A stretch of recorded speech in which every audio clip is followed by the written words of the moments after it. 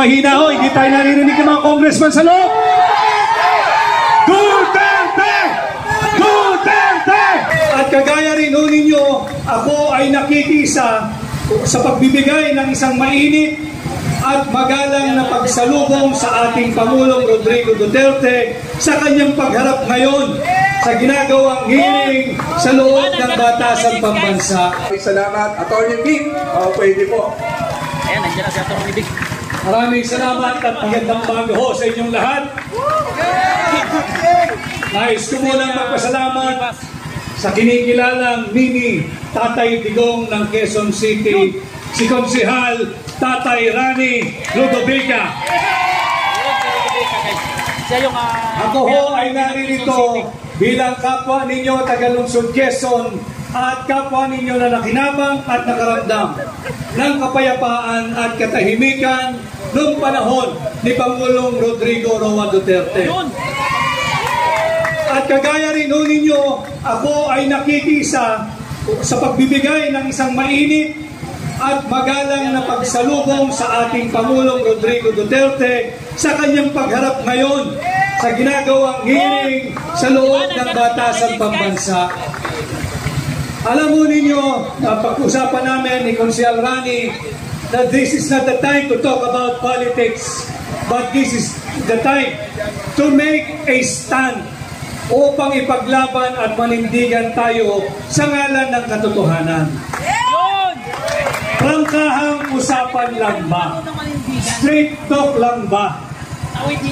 Ang Batasan Hills, ang barangay Batasan Hills ay nakinabang sa ginawang war on drugs ni Pangulong Duterte. Naibalik ang lansangan, naibalik sa inyo ang kalsada. Kayo ang mga mapapayapang mamamayan ng Quezon City, hindi na kayo natatakot noon na lumabas kahit abuti ng gabi sa kalsada. Hindi na kayo natatakot noon na payagan yung mga anak ninyo. Ako rin ho, may mga anak pa, mga minor de edad. Ngayon ho, takot na takot ako, puno ng pangamba kapag nagpapaalam at lalabas kasama ang mga kaibigan. Nawala na po yung ganong agam-agam.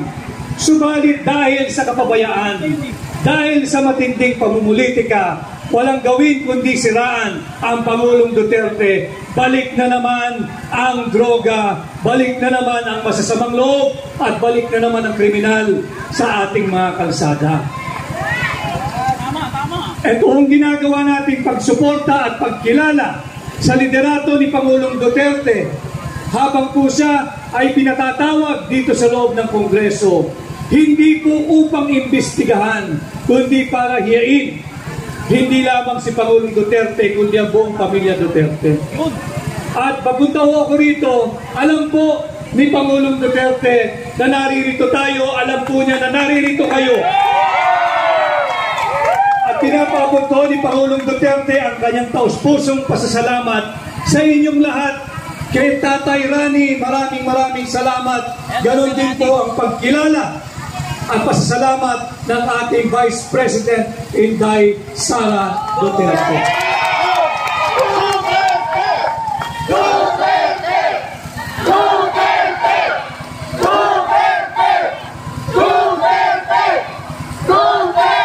Parang mahina ho, hindi tayo naririnig ng mga congressman sa loob.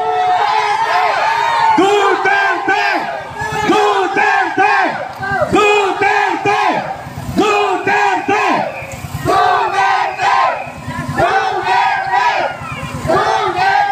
Napansin ko rin ho, Konsehal Rani, papunta rito, napakaraming mga kaibigan natin na nagmumula sa Philippine National Police. Alam ko nakikinig din sila sa atin. Kami po ay naririto upang magdaos ng isang payapang pagtitipon na nakakaukit sa aming karapatan sa ilalim ng ating saligang batas. At alam ko rin sa ating mga kaibigang mga kapulisan, nais din ninyo ng katahimikan at kapayapaan. Ayaw din ninyo sa droga. Kaya't hayaan lang po ninyo na kami ay magkaroon ng payapang pagtitipon ngayon dito sa ngayong umaga, dito sa tinatawag nating SB Freedom Park. Hayaan po ninyong gamitin namin ang aming karapatan at kadayaang makapagpahayag ng aming saloobin. Hindi po kami manggagambala ng kapayapaan sapagkat kami po ay kakampi ninyo pagdating sa katahimikan.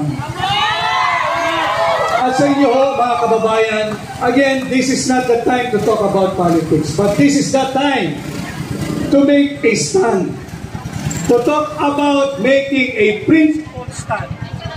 Pagkakaroon ng isang maisog na pagtindig laban sa katotohanan. Megapon!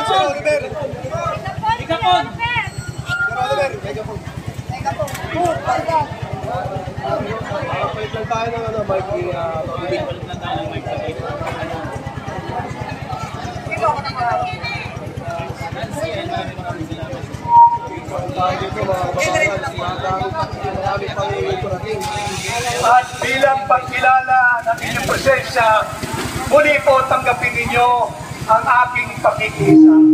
Hindi po tayo namumulitika rito. Tama po yung sinabi ni Tatay Rani. Ito po ay paninindigan at naninindigan tayo sa katotohanan na tagumpay ang war on drugs ni Pangulong Duterte. Maaaring hindi po tayo magkakasundo-sundo politically. Subalit dapat siguro ay tanggapin natin ang katotohanan na dapat tayo ay nagkakasundo-sundo at nagkakaisa sa isang malinaw na katotohanan. Ikaw at ako, tayo kasama si Pangulong Duterte ay ayaw sa droga. Ikaw at ako, tayo sa pamumuno ni Pangulong Duterte, sawang-sawa na at galit na sa korupsyon. At ito sana ang mga bagay na bigyang pansin at pag-ukulan ng panahon ng ating mga mambabatas dito sa Kongreso. Hindi yung political persecution laban kay Pangulong Duterte.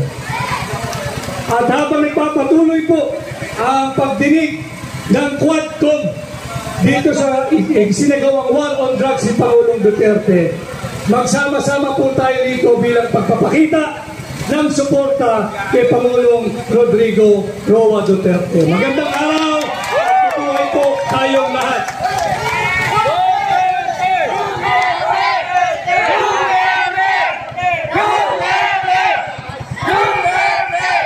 Go,